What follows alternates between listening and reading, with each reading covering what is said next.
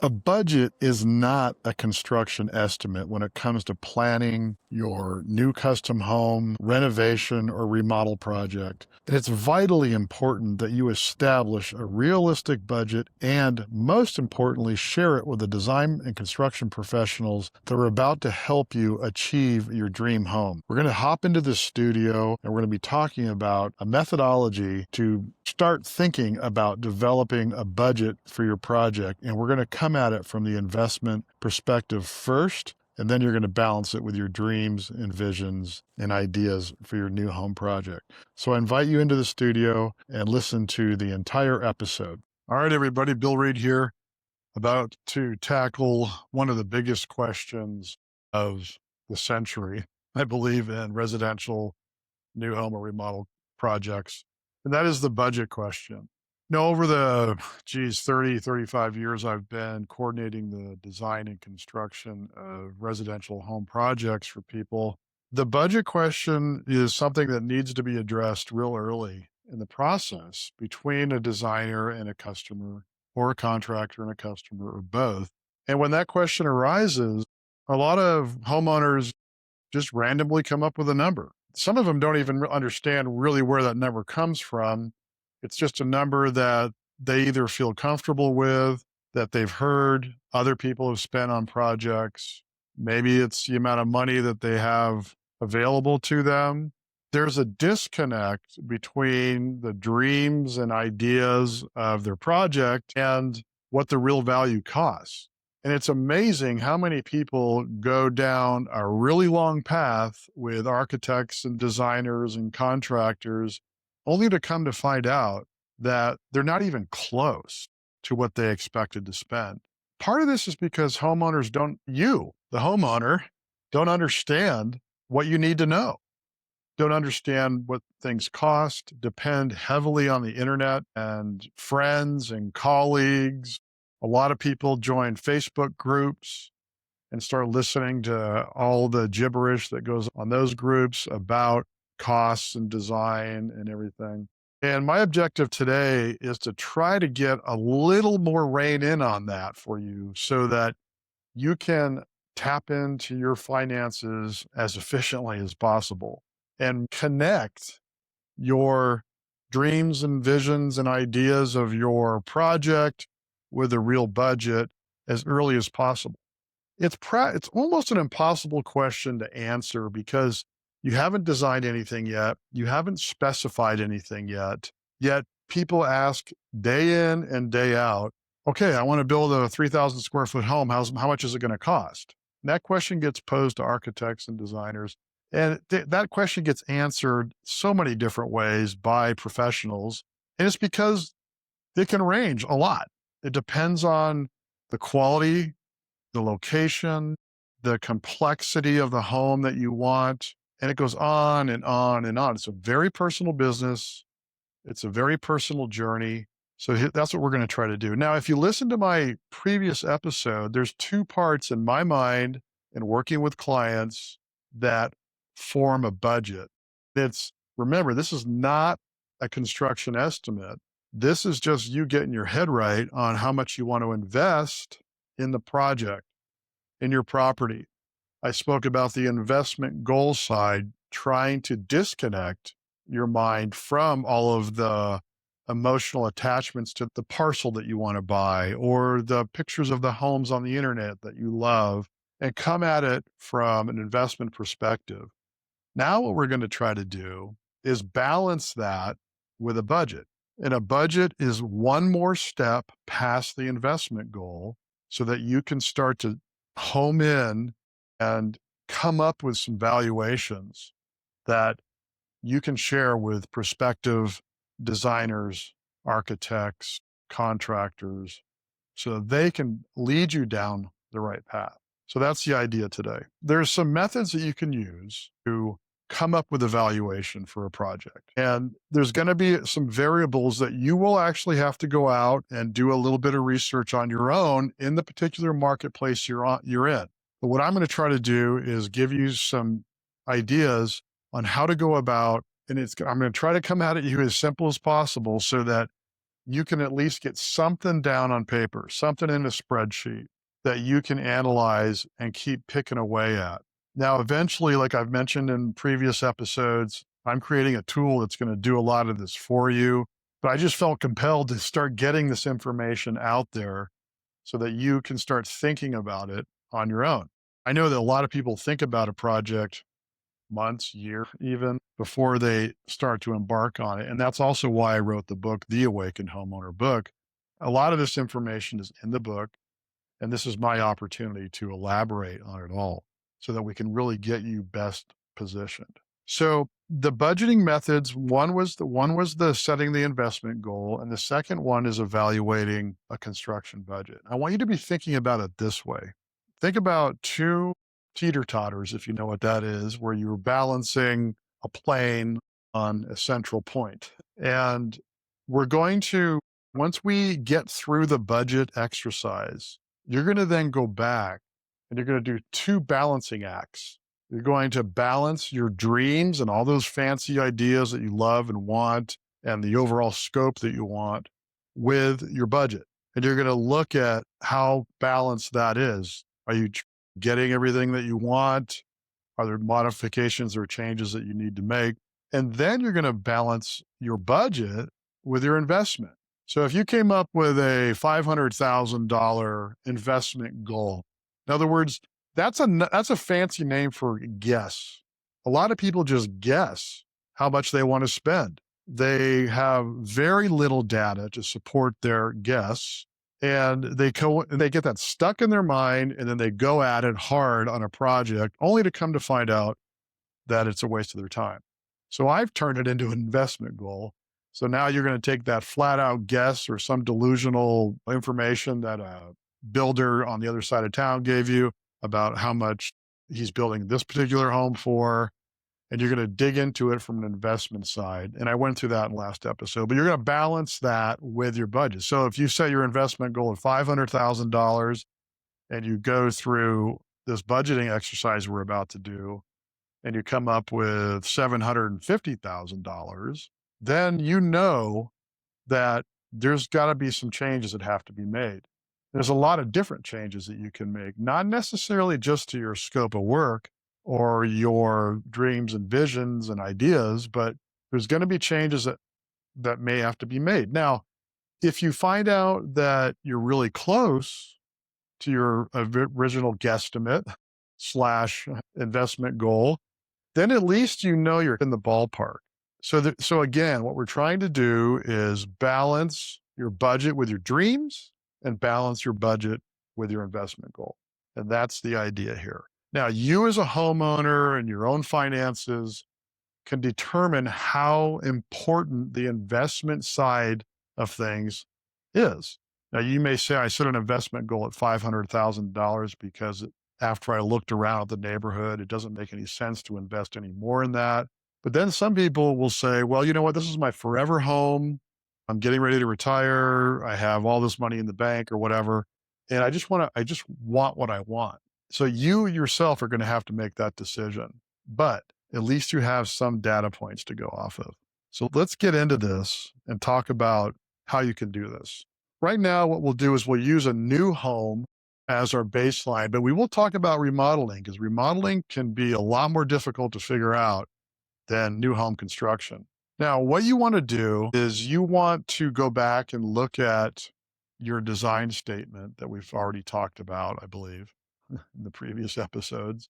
But a design statement is your declaration of what you want, how you envision your home, how you envision living in your home, and have this like narrative, this story that you'll eventually share with your design team so that they can get a sense of what you want. So keep that in mind.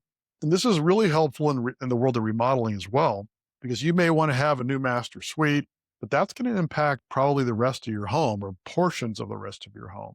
So creating that kind of design statement, narrative story is really helpful for yourself, but also for your design team when the time comes to convey your dreams and visions and ideas, and then eventually your budget.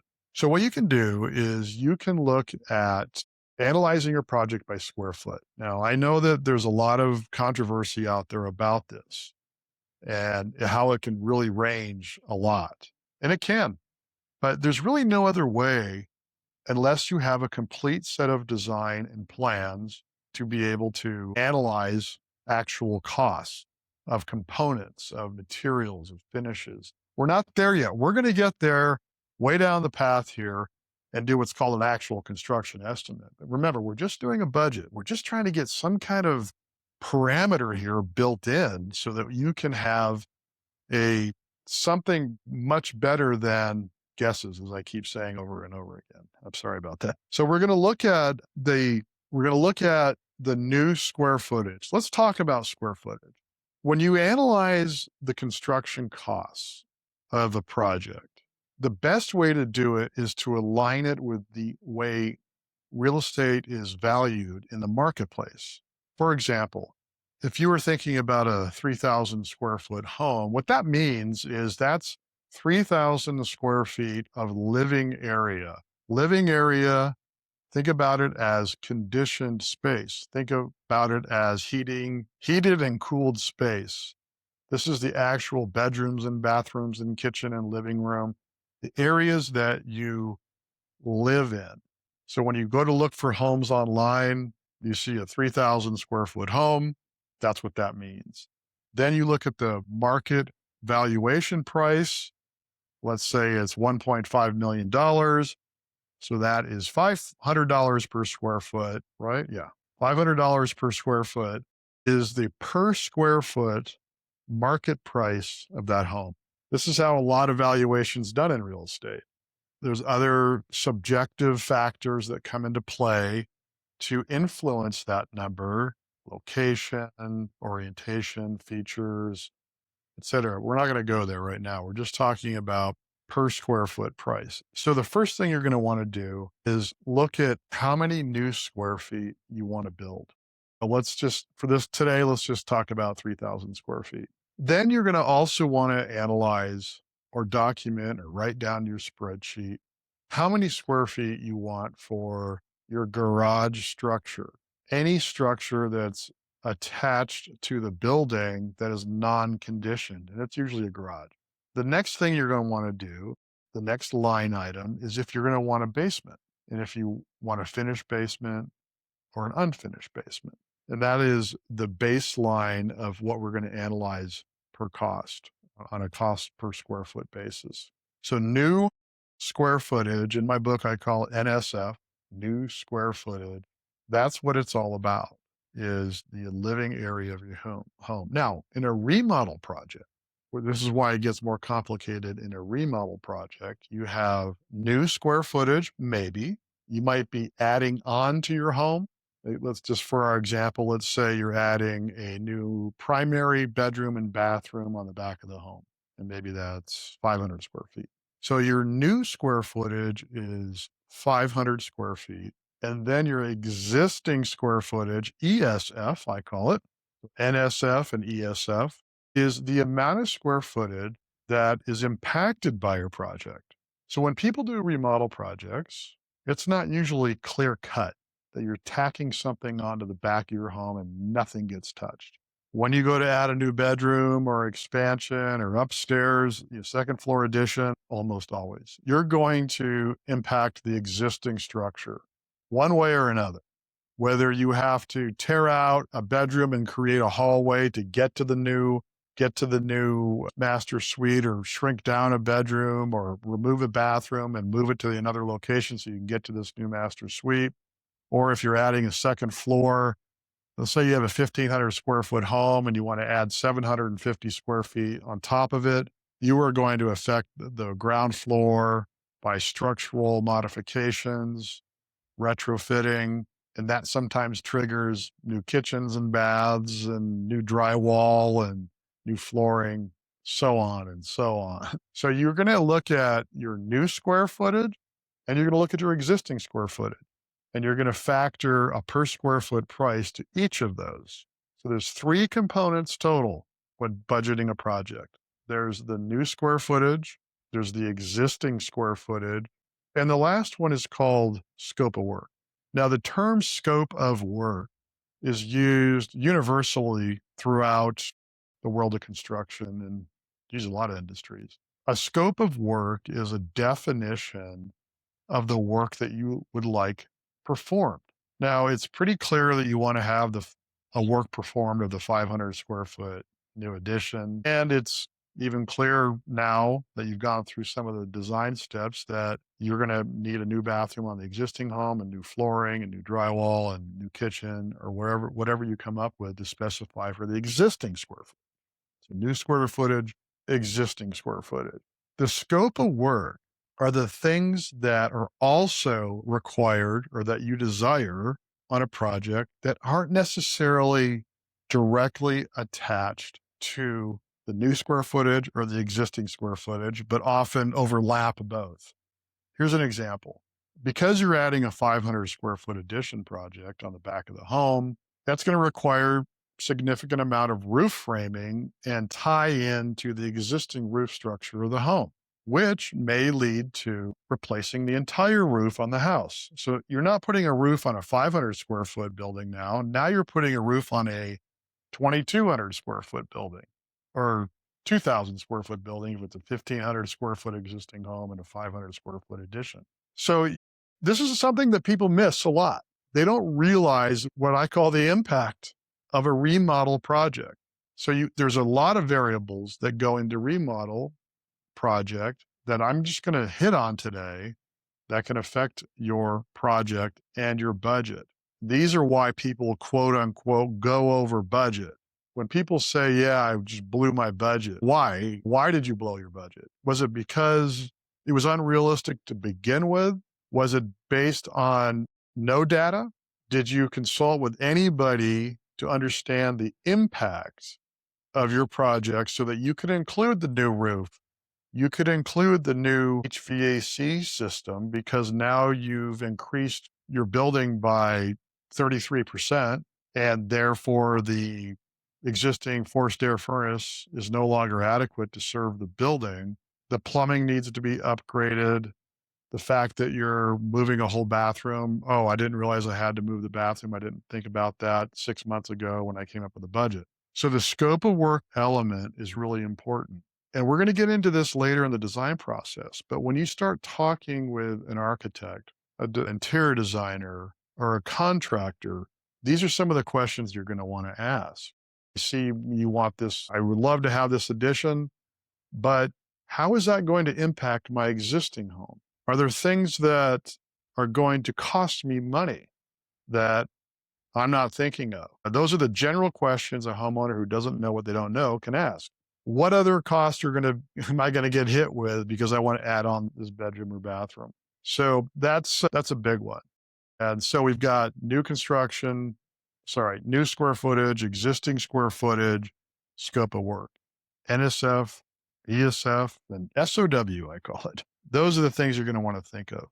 Some of the things that come up on both new construction and remodels that can really throw you for a loop is, how about landscaping? Did anybody think of that when they were doing their budget for their new home? Does anybody realize that you have to do landscaping based on the HOA that you're living in? I'm just using hypotheticals right now. How much landscaping do you want to do? Windows. If you're doing a remodel project and you put new windows in the new addition, do you think you want to match them to the rest of the house? Same thing applies with doors and plumbing, electrical and lighting. If you're going to be putting a 500 square foot addition on and adding a bunch of electrical requirements for new bathrooms and whatever else you might be requiring, is your electrical service panel adequate? Is the electrical service coming to the home adequate? Things like that.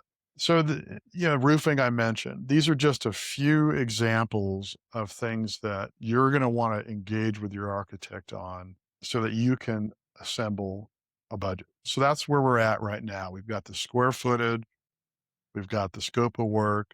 Another thing that people tend to forget sometimes when they're thinking about budget on their own is design costs. It costs money to get a set of plans drafted and designed and engineered by an architect or a residential designer. And I'll be talking about that even. What's the difference between those two? Do I need an interior designer to help me pick out all the materials? Does my architect do that for me? Does my residential designer do that for me? Do I need another designer to help me? Do I want to do it myself? These elements cost money. One way or another, they cost money.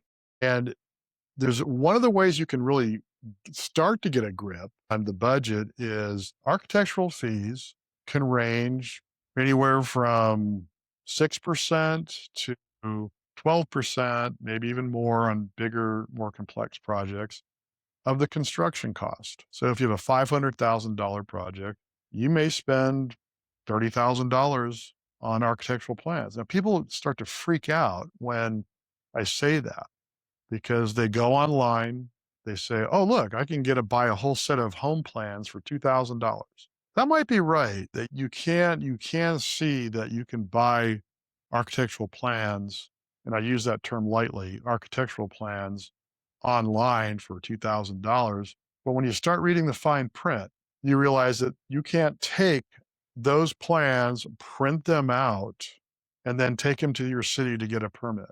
Not even close. What you need to do is those are basically really good conceptual plans, which look, they're not bad and they can be of value. But you need to then take those to an architect and say, okay, here's what I want, but I really want to do this and I want to have a bigger garage and I want to modify the master bathroom or the primary bathroom. And all of a sudden, you're back into designing the project. Now, if you're able to just literally not touch that set of plans, you're still not there yet because that set of plans has to be engineered for your local jurisdiction where you're living, where the home's going to be built. What does that mean? That means hiring the appropriate consultants to do that. What does that mean? The first one I can think of is a structural engineer on the project. These are the people that design the bones of your home.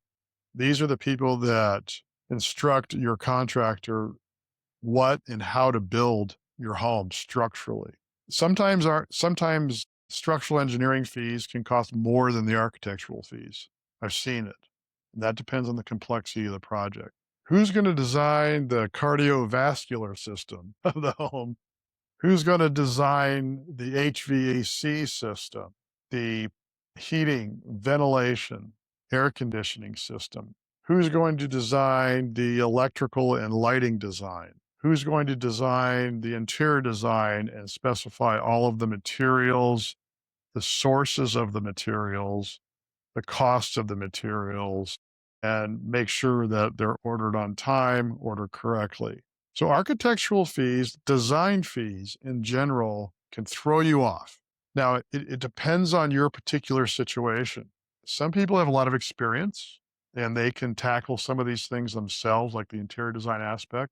But a lot of people don't have the experience. And they think going into these home plans that they get excited and they buy the plans and realize that's 25% of what it's going to cost, maybe even less. What final detailed set of plans are suitable to send into your planning and building departments to obtain a building permit, to deliver to a general contractor to obtain accurate costs. This is another part of budgeting that is absolutely crucial. It can actually end up representing, I would say, on an average, between 10 and 20% of the cost of your budget. Now, the 20% thing gets a little bit into more complex, very upscale custom homes, but not always. So knowing this going in is going to really help you establish an accurate budget. So we have a construction budget, we have the design budget, and one of the other elements is the permit fees. So these things cost money, and it's sometimes a lot of money. So you're going to want to understand, that's not too difficult to understand when you go down to your building department or even look online. Some of them show you how to calculate the anticipated cost for a 3,000 square foot home. So those are the components of a budget that needs to be analyzed. And the big question is, how much per square foot is this going to cost? Okay, great. I got my square foot figured out, 3,000 square foot. Whoopee. Is it $100 a foot? Is it $700 a foot? Pretty big range there. And this is where everybody gets lost. Like I mentioned earlier, there's some online tools out there that are trying to do this, and I'm trying to do it too. And what I've done is I've gone back and looked at history over 30 years of how much it costs per square foot to build a home and to remodel a home. I've done a lot of very intense, large scale remodels and renovations in Northern California in the Silicon Valley area for a lot of high tech people that are very detail oriented people. I love them. They made me into a detail freak. And my mindset comes from reality as opposed to the delusions out there. Now, that's all still fun and games, the fact that I figured out what is a good average price per square foot, but really this is where you have to do your own work. And I want you to be careful here because I don't want you to latch on to the number you finally found that works for you, regardless. Again, I keep mentioning these Facebook groups, but these people out there, there's some good ones too out there. There's actually some really good ones on social media and Instagram, and I've even chimed in on a few and said, good job, because this is going to help people not screw up and get themselves into deep water. But for the most part, there's really low ball numbers out there. I'm coming at you from the perspective of you are going to be hiring a design team. You're going to be hiring a general contractor. Some people call them builders to handle the whole project. You can hire them independently, or you can hire what's called a design build company. That's all one entity that is building or designing and building your project. Whatever, however you handle it. And we're going to go into that someday soon too. But that's how I'm coming at it from the valuations that I come up with on a per square foot basis. Now, people that want to act as an owner builder, where meaning they are the builder, they're going to do some hands-on work themselves. They're going to micromanage every aspect of the project and do subcontracting themselves, hire subcontractors themselves. Theoretically, you can save money doing that. I'm not convinced after all these years that you honestly save that much money, and especially time, and especially quality. That'll be for another day. So I've come up with some ranges, and how I do it is I look at quality level. And I don't look at it quality level, meaning low, medium, high.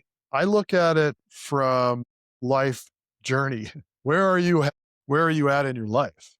Is this your first time home that you're planning to renovate, and then you see yourself moving on 5 years later to the next one and start working your way up? Are you not sure? You've been in the home 10, 15 years. You're not sure, but you still want quality, but you don't want to go overboard? Or is this your forever home?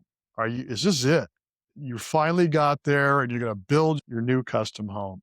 And I will post some valuations that I think are reasonable on a blog post for you to look at and talk a little bit more about it there. And I'll probably write that up right around the same time that this podcast, but I'm just going to touch on them anyway, just for fun, since we're talking about it. So if you're looking at let's talk about a new home, new custom home.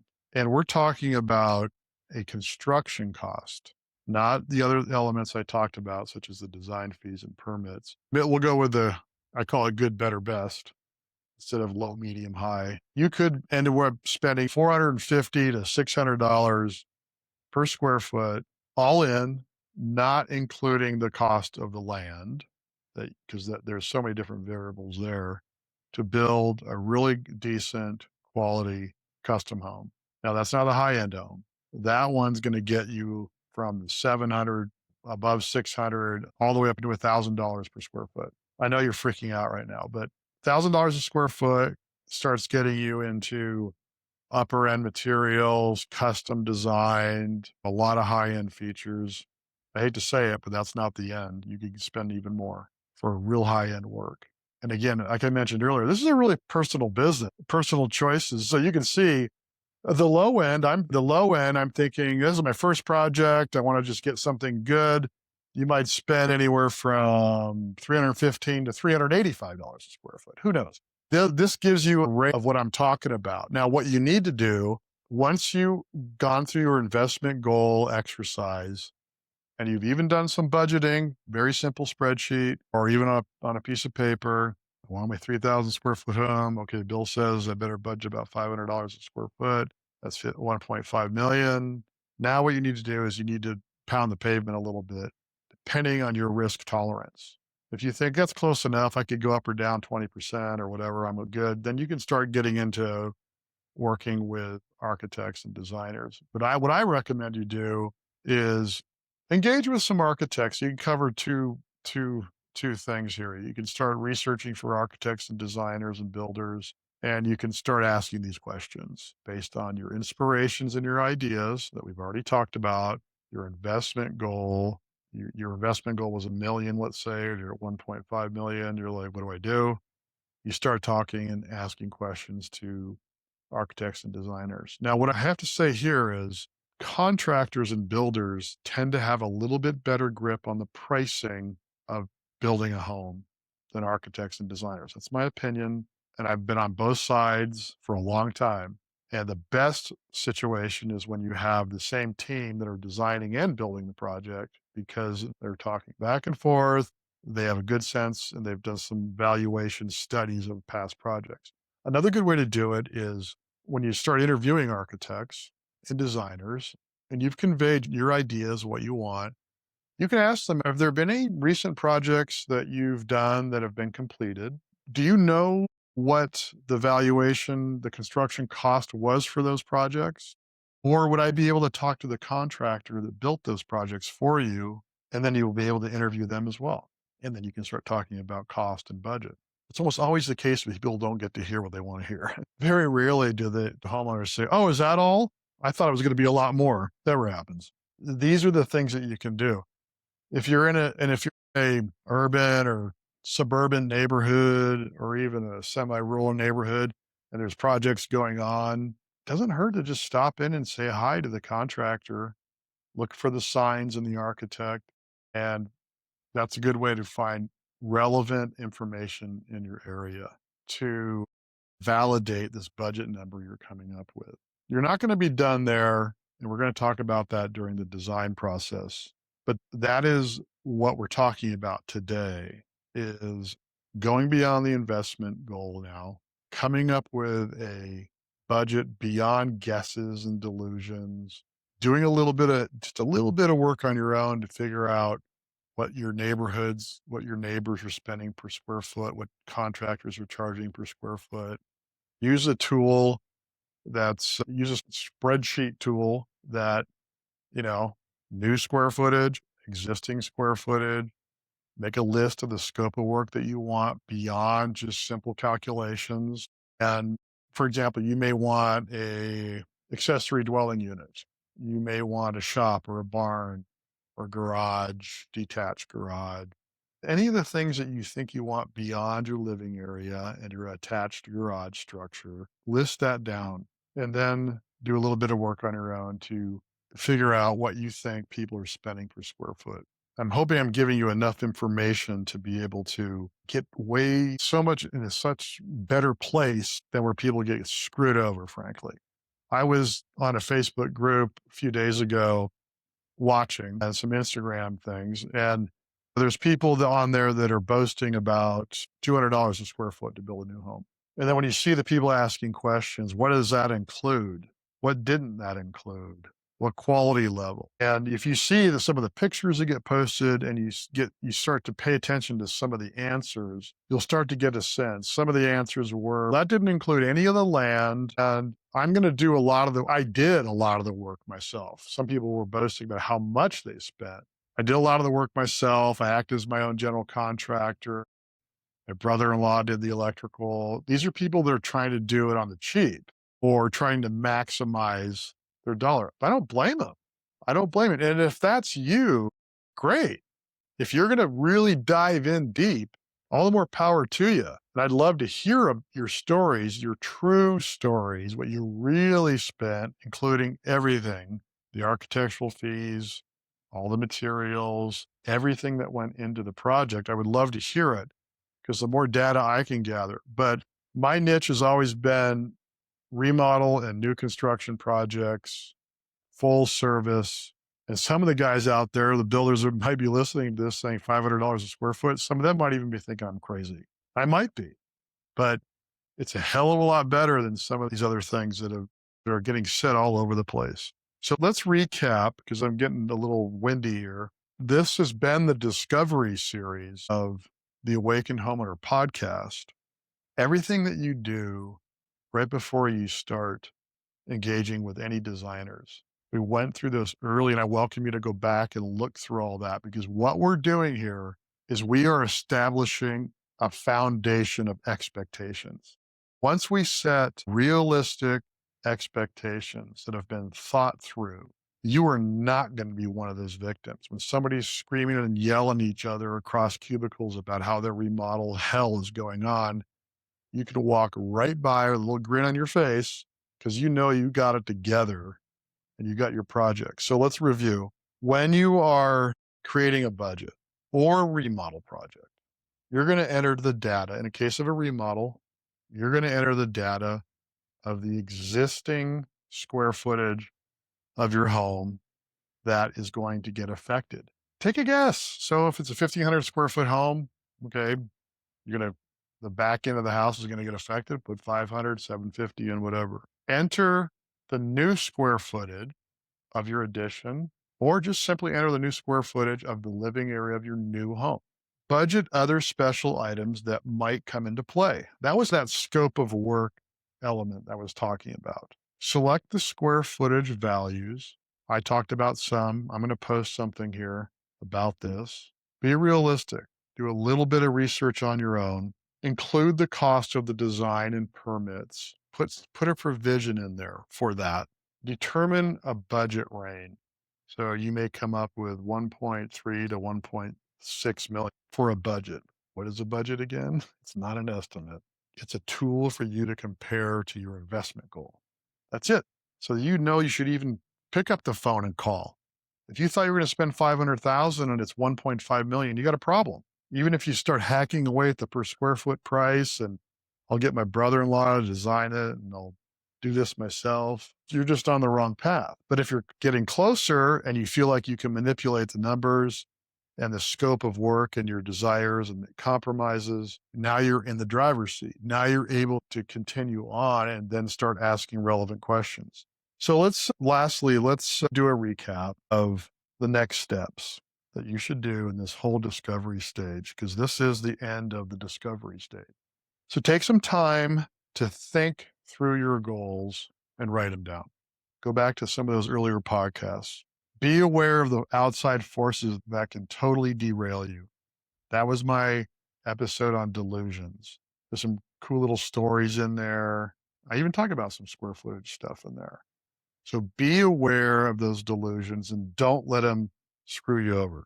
Understand the value of your property to and when your project is complete. And that was establishing part of the process of establishing an investment goal is, and then you decide and prioritize how important that really is. That allows you to make an informed decision about how much you want to invest, and then you can begin balancing that with your budget and your dreams. Share all these goals with your design team. It's important that they know that you've taken these steps. One of the first things, and I'm just going to hit hard on this, one of the first things a designer thinks about when you call them up is you are excited about your project. You have all these things you want to do. They want to understand if you know what reality is when it comes to budget before they do anything, because it is how they get motivated or not. And if you are close to your balancing your investment and your construction budget, good ones will help you get there. Because again, like I said, very rarely do people say that, oh, that's all it costs. Very rarely. The good ones will help you get there. But they're going to ask you what your budget is. And you shouldn't go on the defensive there. You should share the exercises that you've gone through. And that kind of equals that little playing field. You're not buying a car. You're not, the guys, it's not a car salesman asking you how much you got, that kind of stuff. This is a solution. This is a solution provider, service provider. It's a consultative sale, whatever you want to call it. These people are here. You might spend years with these people, and you might spend months or even a year or maybe even longer with these people helping you get there. So empower them with your budget. Now, that's a little bit easier said than done because some people don't know what their budget is. They want to understand the value of certain components of their project. That's great. And if you know that going in, tell them, look, this is my forever home. I ran through some numbers myself based on a 1,000 square foot home. I think I want to spend 1.5 million, but if you come up with some really cool stuff and I love it, I might bump it more. You might say, this probably isn't my forever home. I'm really tapped out at about 1 million and I need help getting there. And this is what I would love to have, but I'm willing to make those compromises and those revisions to my project to get me there. The worst thing you can do is not share your budget or share an unrealistic budget or not address the budget early on. It's the worst thing you can do. And even if the architects don't ask you or the designers or contractors don't ask you, bring it up. Let them know because this is where you're going to get reality. And if they say, wow, that's going to be tough to get there, really tough. And then the next question is, wow, really? Can you show me a project that you think would be in my budget that you've designed? Or could you show me a project that's similar to mine and how much it costs? So you can make informed decisions. The best part about all of this is you're setting expectations for you and you're setting expectations for your contractor, your architect, designers. They know right out of the chute. Unfortunately, it's not over yet. And when we get into the world of design, which is where I'm about to go to in the next many episodes, we're going to talk about how you manage this budget process during the design. You can't forget about it once you start designing. And guess what? Energy starts flowing. Ideas start getting thrown at you that you love. Excitement comes out.